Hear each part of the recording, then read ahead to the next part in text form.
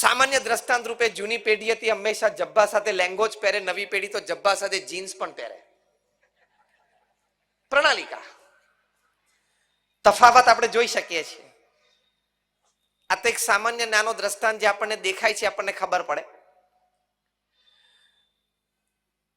તો એક વિચારધારા કોન્ઝર્વેટિવ થી મોડર્નિટી થઈ, બીજું સોશિયલ મીડિયા એક્સપોઝર થયું, ત્રીજું આપણી શૈક્ષણિક પદ્ધતિ અને શૈક્ષણિક એકમો એમાં ઘણો તફાવત આવ્યો, ચોથો ઇલેક્ટ્રોનિક ગેજેટ્સ એક્સપોઝર પણ વધી ગયું, પાંચમું જીવનના અભિગમો પણ બદલાઈ ગયા, અને છઠ્ઠું એ ટેકનોલોજીની દ્રષ્ટિએ બહુ જ મોટો તફાવત આવ્યો. એના લીધે આ છ ના લીધે પ્રણાલિકા રીત પરંપરામાં પણ વિચારધારામાં ઘણો મોટો તફાવત આવી ગયો. બંને પેઢી સાચી છે, પોતપોતાની રીતે પોતપોતાના સમયમાં કદમ આગળ મૂકવા માટે બંને પેઢીઓ પોતપોતાના સમયે સાચા જ હતા અને સાચા જ છે. પણ એને લઈને જે પ્રશ્ન ઊભા થાય છે, જે સમસ્યા ઊભી થાય છે, એ થોડી વધારે ગંભીર છે. સમસ્યા મિટાવી શકવાના નથી. સ્વીકાર એટલે કે એક્સેપ્ટન્સ અને સમજદારી એટલે કે અન્ડરસ્ટેન્ડિંગ, આ બે વાત બંને પેઢીએ કેળવવી પડશે. જૂની પેઢી પોતાની વિચારધારા અને વર્તણૂક મૂકવાના નથી, કારણ કે ટેવાયેલા છે અને એમાં સ્થિર છે, સંતોષી છે અને આનંદિત છે. નવી પેઢી પણ પોતાની વિચારધારા, પોતાનો મત અને વર્તણૂક મૂકવાના નથી, કારણ કે એમાં એને પોતાનું ભવિષ્ય દેખાય છે, એમાં પોતાને મોડર્નિટી દેખાય છે. ગેપ એના લીધે વધ્યો છે, એ સમસ્યાઓ ઘણી બધી વધી છે. એ ગેપ પુરાવો અઘરો છે, કારણ કે બંનેને પોતાના સ્થાન છોડવા નથી, અને ન છોડે એમાંથી બે માંથી એક દોષિત પણ નથી. એટલે બે જ શબ્દો, એનાથી આ ગેપ વચ્ચેનો બ્રિજ બંધાય છે, અને એ છે ફર્સ્ટ ઇઝ એક્સેપ્ટન્સ. એકબીજાનો સ્વીકાર, એકબીજાનો દ્રષ્ટિકોણ સમજીને, એકબીજાનો દ્રષ્ટિકોણ સમજીને એકબીજાનો સ્વીકાર. અને second, developing a sense of understanding, એટલે કે એક સમજદારી એ બંને પેઢીએ એકબીજા પ્રત્યે કેળવવી પડશે. એટલે acceptance and understanding are the two keys to bridge the gap. બે પેઢી વચ્ચેનું જે અંતર છે એમાં બ્રિજ બાંધવો હોય તો આ બે શબ્દો છે, સ્વીકાર અને સમજદારી. એ સ્વીકાર અને સમજદારી યથાર્થ પ્રમાણમાં બંને પેઢીમાં વિકસે, એની માટે અમુક ચોક્કસ વિચારધારા, વર્તણૂક, કાર્ય પદ્ધતિ એ બંને પેઢી અપનાવી પડશે. એમાં પહેલી અગત્યની વાત છે સમય. હવે આપણે બહુ જ પ્રેક્ટિકલ વાત કરીએ છીએ. બંને પેઢી બને ત્યાં સુધી વધારે સમય એકબીજા સાથે ગાળે તો બંને એકબીજાનો સ્વીકાર પણ કરી શકશે, એકબીજાને સમજી પણ શકશે. કારણ કે સમય સાથે ગાળો એટલે લાગણીના તંતુઓ સાથે તમે જોડાવ વધારે, અને ક્યાંક તફાવત આવતો હોય તો લાગણી વધારે કામ કરી જાય, જેથી બંને પેઢી સાથે રહી શકે. નોકરી ધંધો વ્યવસાય નવી પેઢીને, નોકરી ધંધો વ્યવસાય જૂની પેઢીને, બંનેને છે. દિવસ દરમિયાન નોકરી ધંધો વ્યવસાય કરીએ, પણ સાંજે તમારે ચોક્કસ બે પેઢીએ સાથે બેસવું જ જોઈએ. સાથે ભોજન કરવા બેસો, સારી વાત છે. સાથે કોઈ સારો ટીવી પ્રોગ્રામ જોવા માટે બેસો, સારી વાત છે. પણ એ સિવાય પણ સાથે 20-25 મિનિટ, અડધો કલાક રોજ પરિવારજનોએ બેસવું જ જોઈએ.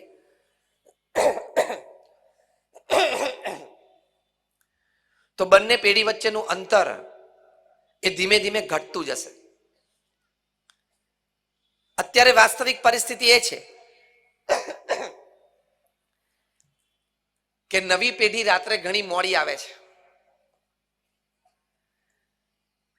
એ લોકો રાત્રે 9 વાગે ને 10 વાગે ને 11 વાગે ઘરે આવવા ટેવાયેલા છે, અને જૂની પેઢીને એમ છે કે સાંજે 6 વાગે ને 7 વાગ્યા સુધીમાં આપણે ઘરે આવી જવું. એટલે પહેલો જ સમયની દ્રષ્ટિએ મોટો એક તફાવત આવે છે. સાથે રહેવાનો, સાથે બેસવાનો, સાથે વાત કરવાનો. પણ એ સમય એ દરેક પરિવારે સાંજે નક્કી કરી રાખવો જોઈએ. તમે જો સમય નક્કી કરી રાખો તો બંને પેઢી સાથે સાંજે મળી શકશો. તમે નક્કી કરો કે 8 કે 8:30 કે 9 આપણે બધાએ સાથે જમવા બેસવું. એક પ્રેક્ટિકલ નિર્ણય તમે લો તો બે પેઢી વચ્ચેનો તફાવત ઘટવાની શરૂઆત થશે. અહીં અંજાર તો કોઈ મોટું શહેર નથી. ગમે તે જગ્યાએથી ગમે તે જગ્યાએ તમારે જવું હોય તો આઈ ડોન્ટ થિંક 20-25 મિનિટથી વધારે થાય એક છેડેથી બીજે છેડે. આ કઈ મુંબઈ કે અમદાવાદ જેવું મોટું શહેર નથી કે દિવસમાં તમારે 3-4 કલાક ટ્રાવેલિંગમાં જાય. તો તમે એક યોગ્ય સમયે નક્કી કરેલા સમયે સાથે આવી શકો છો. આ વાતનો નિર્ણય તમે લો તો રોજ રાત્રિ ભોજન તમે સાથે કરી શકો, સારી વાતો અને ચર્ચા કરી શકો, and that decreases the generation gap. બહુ સારા સારા પરિવારોએ આનો વિચાર કરેલો છે. દુનિયાના પ્રથમ 5માં આવતા એવા ધનાઢ્ય વ્યક્તિ વોરેન બફેટ $100 બિલિયન નું એમનું ઇન્વેસ્ટમેન્ટ છે. 63 કંપનીઓ એમની ફ્લેગશિપ કંપની બર્કશાયર હેથવે નીચે છે. એમાંથી 15 થી પણ વધારે કંપનીઝ ફોર્ચ્યુન 500 માં છે. આવા એક અબજોપતિ વ્યક્તિ એમના લગ્ન જીવનને હમણાં 50 વર્ષ પૂરા થયા. વોરેન બફેટને એમના ધર્મપત્ની માટે એમની 63 કંપનીના 63 સીઈઓઝે દુનિયામાં 50 પાર્ટીઝ ગોઠવેલી. એમાં કન્ક્લુડિંગ પાર્ટી લંડનમાં હતી, ઇંગ્લેન્ડમાં, which was attended by more than 30 heads of states of Europe. 30 જેટલા પ્રધાનમંત્રી અને રાષ્ટ્રપતિઓ ઓડિયન્સમાં બેઠા હતા. એટલે તમને ખબર પડે કે કઈ દરજ્જાનું એ ફંક્શન હશે. 2 કલાક સમારંભમાં પ્રથમ સભામાં બેઠેલા તમામ ને 1-1 મિનિટ આપવામાં આવેલી કે લોકો મંચ ઉપર આવે અને વોરેન બફેટ કે એમના ધર્મપત્ની સાથેના પોતાના કંઈક યાદગાર પ્રસંગો છે શેર કરે. ફાઉન્ડેશનમાં સાથે કામ કર્યું હોય એક સ્મરણીય પ્રસંગો બધા શેર કરે. અને 2 કલાક આમ 2 મિનિટની જેમ બધાને વીતી ગયા. પછી પ્રેક્ષકગણમાં કોઈ બુદ્ધિશાળી વ્યક્તિ બેઠા હશે અંજારના. he just raised his hand અને કહ્યું કે મારે એક પ્રશ્ન પૂછવો છે. એટલે કપલે કહ્યું કે ઓકે ફાઇન. એટલે એમને પ્રશ્ન પૂછ્યો કે what is the secret of your happy married life of 50 years?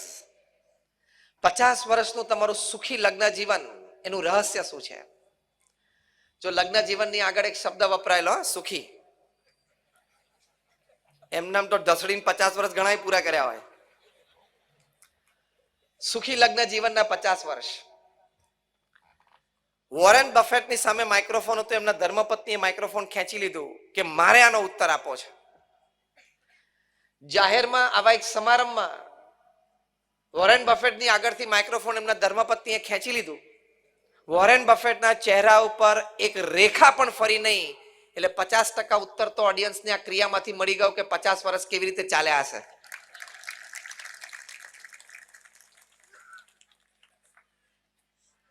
હવે જે વોરેન બફેટના પત્નીએ વાત કરી એ બહુ જ સમજવા જેવી છે અને સ્વીકારવા જેવી છે. એમણે વાત કરી કે there has not been a single day in our married life of 50 years where me, my husband and my children, we have not sat for dinner together at 8 p.m. અમારા લગ્ન જીવનનો એક પણ દિવસ એવો નથી કે જ્યારે હું ને મારા પતિ અને મારા સંતાનો રાત્રે 8 વાગે રાત્રિ ભોજન માટે ડાઇનિંગ ટેબલ ઉપર સાથે ન બેઠા હોય. જો વોરેન બફેટ ટ્રાવેલિંગમાં હોય તો બાકીના પરિવારજનો અમે બેસીએ. બીજી વાત એમણે કરી, જો આ જનરેશન ગેપ કેવી રીતે તમે ઓછી કરી શકો.